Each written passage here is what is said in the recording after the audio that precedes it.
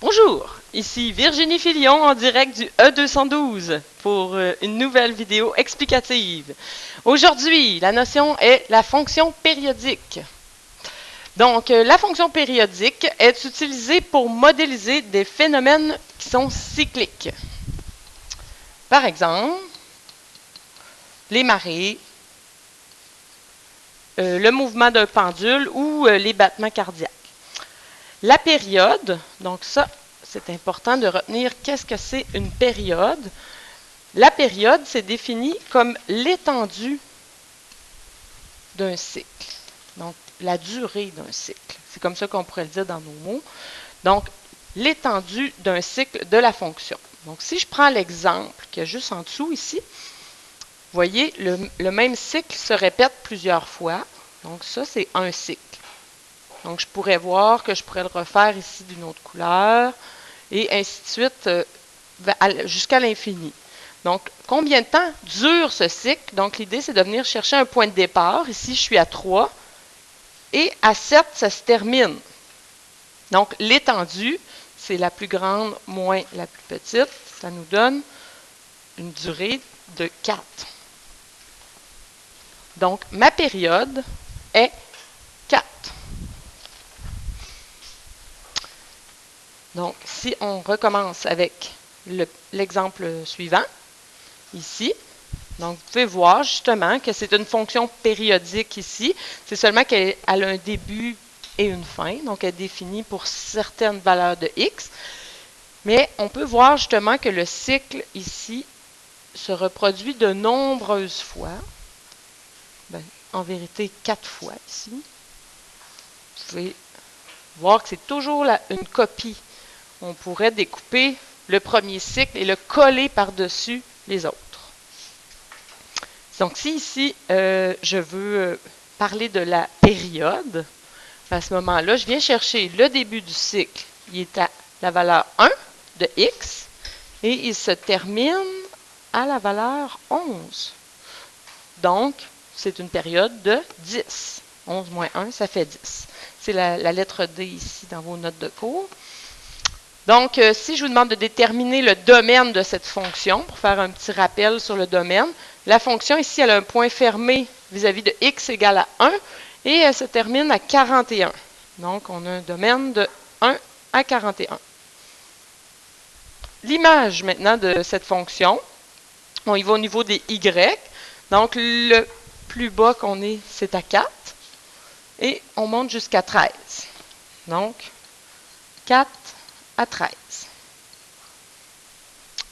Le premier intervalle où cette fonction est croissante,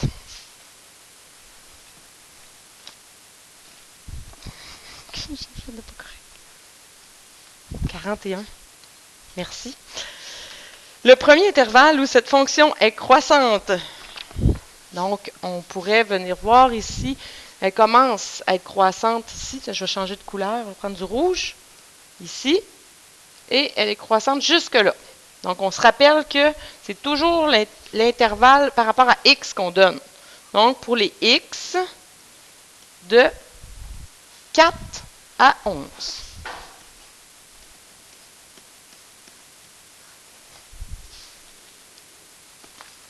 C'est bon?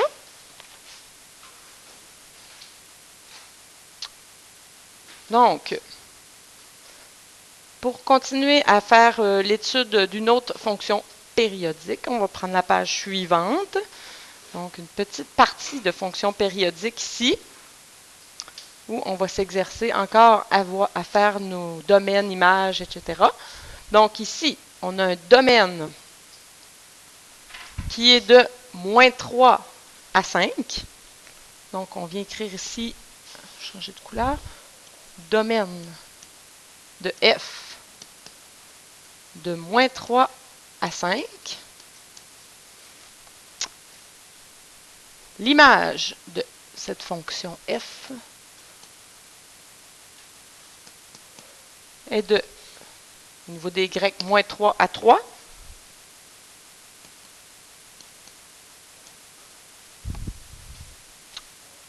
Les abscisses à l'origine, donc on se rappelle que ce sont les points qui se situent les endroits où la fonction traverse l'axe des x.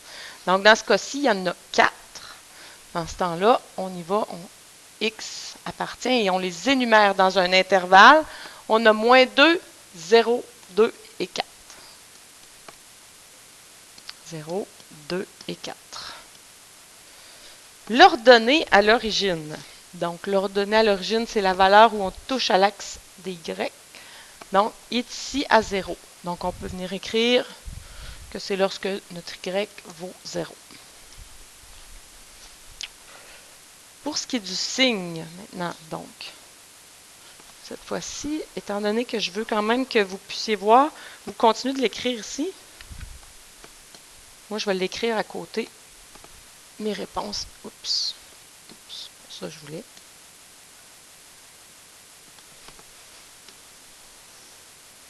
Je vais venir écrire ça ici. Donc, le signe, elle est positive pour les valeurs de x.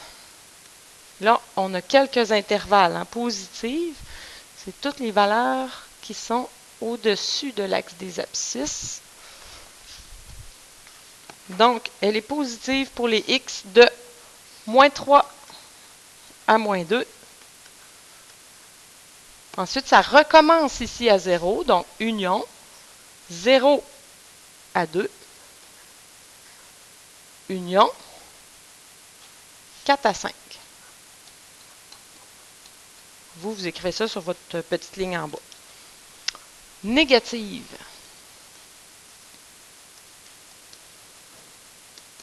Pour les x, donc là, cette fois-ci, c'est les deux qui sont ici en dessous. Deux intervalles, donc pour de moins 2 à 0, union de 2 à 4.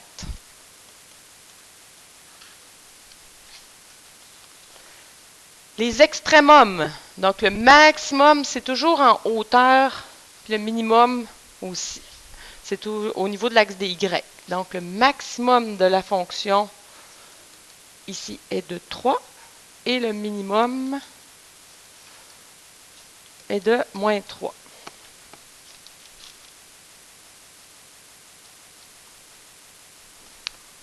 Pour terminer l'étude de notre fonction, on va venir parler de la variation. Donc, dire quand est-ce qu'elle est croissante et quand est-ce qu'elle est décroissante. Donc, croissante, c'est les deux parties ici qui montent.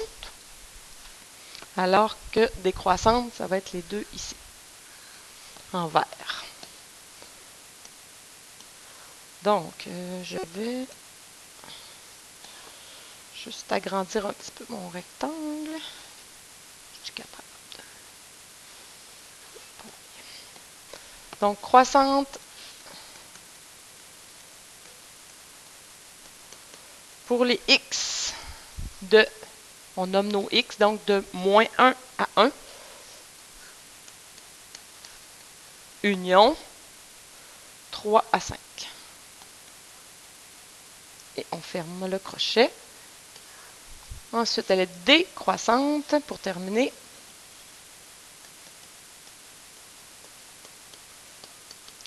Pour les x de moins 3 à moins 1.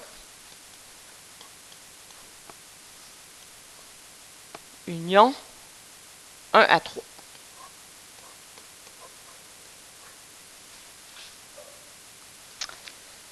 Donc, j'attire maintenant votre attention sur la petite remarque en bas de la page. Qui parle de la relation réciproque d'une fonction périodique. Donc, on vous dit ici, on vous spécifie que la réciproque d'une fonction périodique n'est pas une fonction. Hein? Comme on inverserait les x et les y pour trouver la relation réciproque, on se trouverait à avoir à ce moment-là quelque chose comme ça, qui n'est donc pas une fonction, puisqu'on aurait plusieurs y pour un même x. Lorsque le cycle d'une fonction périodique se répète une infinité de fois, on va utiliser les points de suspension lorsqu'on va faire l'étude de la variation pour dire que les intervalles, ça continue jusqu'à l'infini. Donc, On y va avec un petit exemple ici où on aurait des questions sur notre fonction périodique. Et ici, l'objectif, ça va être aussi, comme on voit qu'elle continue jusqu'à l'infini, notre objectif, ça va être de réussir à découvrir les valeurs de y lorsqu'on connaît le x, mais qu'on ne peut pas le voir graphiquement. Donc ici, pour l'exemple qu'on a là, donc la période. Donc on rappelle que la période, c'est un cycle, c'est la durée d'un cycle. Donc ici, la période serait de 2. Où sont les zéros? Donc les zéros, ce sont les abscisses à l'origine. Là, ici, moi j'en vois quelques-uns, mais je sais que puisque la fonction va de moins l'infini jusqu'à plus l'infini, donc autrement dit, elle est définie pour tous les réels, il y en a beaucoup plus que ça. Donc on ne peut pas tous les énumérer. Donc comment on procède?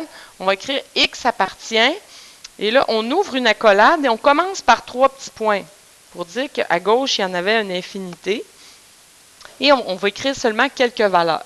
Moins 2, moins 1, 0, 1, 2. Et je continue avec 3 petits points. Donc, au moins, ça nous permet de voir que c'est à chaque unité, on a une abscisse à l'origine. L'ordonnée à l'origine, ici, c'est encore 0, comme dans l'exemple précédent. C'est un hasard, ça ne sera pas toujours 0.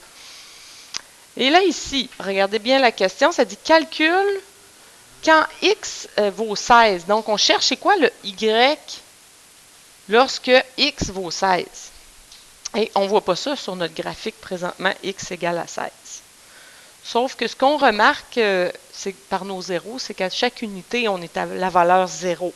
Donc, on est capable de prédire qu'on va être encore à 0, à 6, 7, 8, donc, etc. Donc, à 16, on va être encore à 0. Donc, on pourrait affirmer ici que la réponse, c'est que x, lorsque x vaut 16, le y vaut 0. Ensuite, on vous pose comme question, donne les x qui donnent y égale moins 2. Donc, des y égale moins 2, il y en a plus d'un. On vous demande donne les x. C'est un petit peu comme quand on a demandé les zéros ici. On en énumère quelques-uns, mais on va mettre 3 petits points, là, les points de suspension. Donc, x appartient 3 petits points, virgule. Donc, c'était quoi les valeurs de x ici? Moins 2,5, moins 0,5. Donc, on les écrit. Moins 2,5. On va utiliser des points-virgules à cause qu'on a des nombres à virgule. Moins 0,5. Point-virgule. 1,5. Et point de suspension. On ferme la collade. Donc, on est capable de voir que c'est à toutes les 2 unités qu'on a une valeur de moins 2. Alors, c'était tout pour la théorie d'aujourd'hui.